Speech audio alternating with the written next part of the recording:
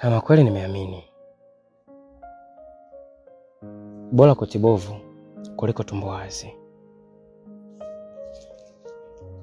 Urafiki wote, ushirikiano wote, lakini ameamua kunisaliti.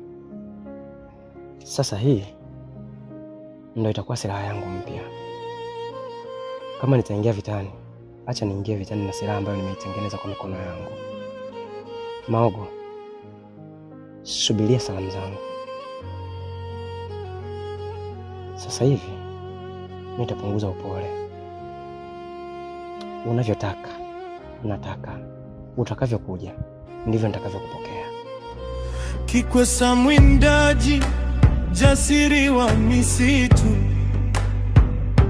mwenye hekima kuliko mkuki wake.